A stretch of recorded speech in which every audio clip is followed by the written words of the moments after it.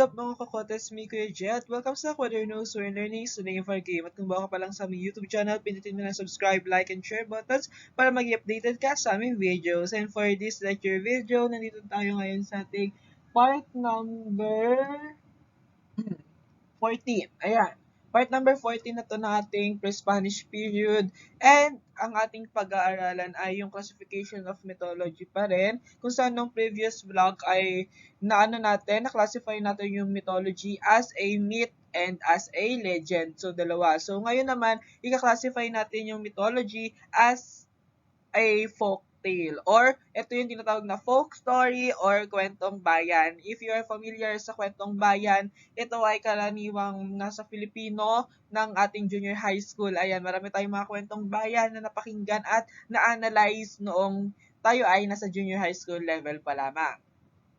So, folktale is a pure fiction that seems to have no other origin than a desire to amuse and interest. So, dito, hindi siya ginagawa ng origin or hindi siya patungkol sa pinagmulan ng mga bagay-bagay. Bagkus, ito ay to entertain or to amuse or para mapamangha or maaliw yung mga mambabasa. Ito yung purpose ng ating kwentong bayan or yung folktale natin.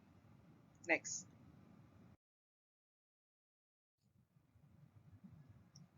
So dito, it brings knowledge and understanding of men's motives and tolerance that recognizes faith where ignorance would only see superstition. Yun yung isa pang characteristic ng ating folktale as a classification of mythology. Ayan. So, itong mga kwentong bayan nito ay parang nag-e-enhance siya ng mga faith, pananampalataya ng isang humankind or human person kung saan ay puro pure superstition lang yung nakikita, yung perspective na yon. So, yung mga kwento natin is very fictional, very, isa similarity din siya na medyo may mga kakaibang characters na ganon. Minsan, nagsasalita yung mga hayop, nagsasalita yung mga bagay na hindi naman talaga nagsasalita in reality. So, dito, nagkakaroon tayo ng um, mga lesson pa rin, like, napapagana nito yung pag-iisip natin. For example, meron tayong riddles or bugtong palaisipan kung saan ito yung isang form of literature na naka-verse-verse siya, may magkaka-rhyme yung dulo nila, and then we need to think for an answer. So, ginagawa nila yung pampalipas oras ng ating mga ancestors during the pre-Spanish period.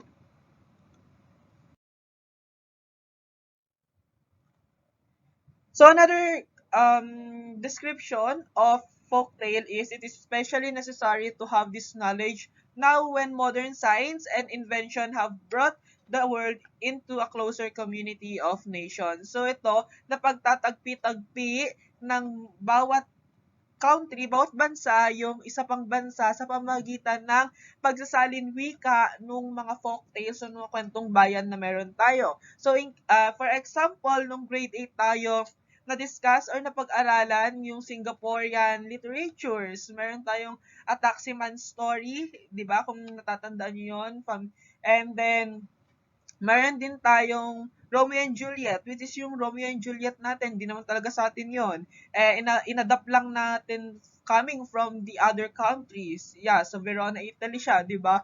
And then, meron din tayong mga Philippine literature na inadapt naman sa ibang bansa para magkaroon tayo ng connection with each other. Yun yung tinatawag na closer community of nations, kung saan naaral natin ang iba't ibang kultura sa pamagitan ng mga literatura.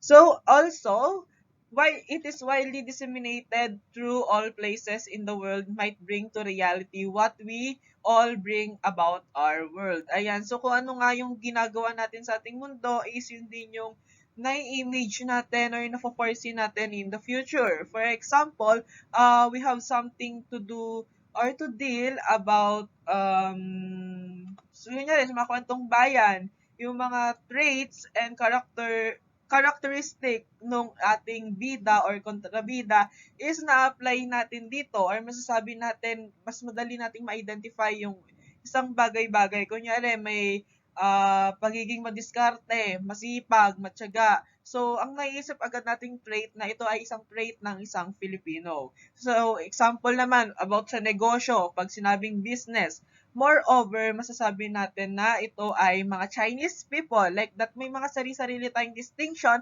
based on the literatures and the folktales or kwentong bayan na narinig natin mula sa ating mga ninuno noong pre-Spanish period.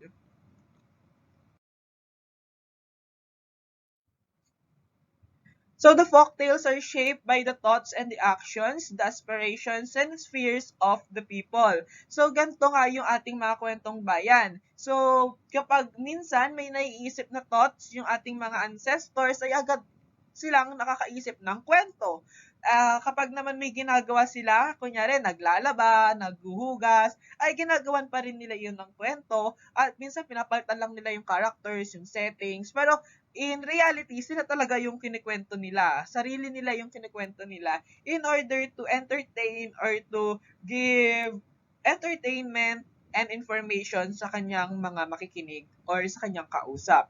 Ayan, so sometimes it gives aspirations and fears. Ayan, so minsan, based on the experiences ng mga nauna sa atin, ayan, so minsan may yung experience nila is nakakatakot, nakakabahala, or whatever, in which na, syempre, dahil narinig mo na yung kwentong iyon, ay ikaw mismo na nasa present ay parang masasabi mo na siguro kapag ako yung gumawa ng bagay nito ay maaaring mangyari din sa akin yung nangyari sa kanya. Which is somehow different naman kapag yung perspective mo ay iba. Ayan. Syempre, don't forget to, try pa rin natin. And malay mo, yung ina-expect mong mangyayari na kagaya dun sa mga narinig mo is somehow different, which is something good din naman.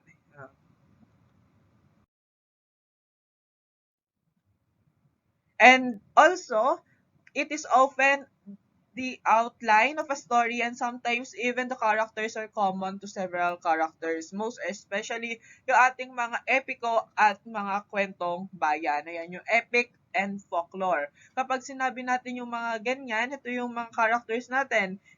Example, famous si Juan. Yung pangalan na Juan, kilala siya bilang si Juan Tamad. Marami pa, 'di ba? Si Juan Pilandok ba yung pangalan niya? Or basta yung Juan. Pag sinabi nating Juan Tamad, it symbolizes Filipino people who is not doing anything at all, 'di ba? May story siya ng ganon. Example, meron din tayong mga lakan. Yung mga lakan natin, yung mga datu. Sina Datu Puti, Datu Sulaiman, yung mga ganon, yung mga most famous commonly used names sa ating mga stories, ayan, lalo na yung pangalan na Maria, o Leonora, ayan. Tapos, ano pa ba? Yung Luz Biminda, familiar na siya, lagi siyang ginagamit sa ating mga stories, and ayun. So, laging may outline yung ating story, yung mga folktales natin. Minsan, may mga continuation sila, minsan naman ay naiiba ito based on the generation kung saan tayo napaparoon. Diba? Kasi nga napapasa-pasa lang ito gamit sa ating bibig.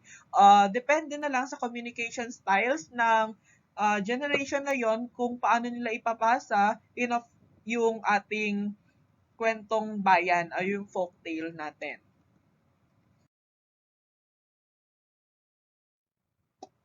Okay, so dito natin tatapusin yung ating classification of mythology as a folktale. Ayan, so we are trying our best na paikliin at gawing 8 minutes to 10 minutes lang yung ating mga videos in order for you to get yung mga information sa sinasabi namin. Kasi kapag pinahaba namin ito at napakaraming PowerPoint presentation, yung pinapresent namin in front of you is most probably ay maano kayo, information overload. Ayan, maaaring makalimutan nyo or hindi tumatak sa inyong isip yung mga pinagsasabi namin. Kaya as far as we can do our best, ayan, so ginagawa naming tagpi-tagpi yung mga videos in which naglalagay kami ng mga parts depending sa mga dapat talaga nating malaman or alamin dito. So, ito yung mga extra ideas lamang na sinasabi namin na karaniwan na hindi nasasabi or nai-include sa inyong mga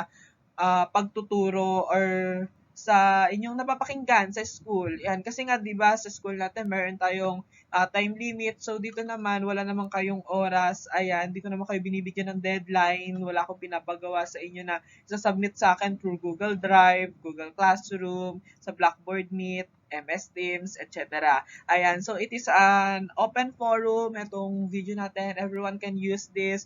Everyone can comment our misinformation, everyone can comment us, and etc. Ayan, so kayo bahala. Ayan, so see you sa ating next vlog. And ang ating pag-uusapan na is yung introduction to Philippine mythology. Ayan, so medyo mahaba-haba pa yung ating pagsasama dito sa pre-Spanish period kasi kikilalanin pa natin kung sino-sino nga ba yung mga tauhan sa ating mitolohiyang Pilipino. Ayan, so sina Bathala and marami pang iba.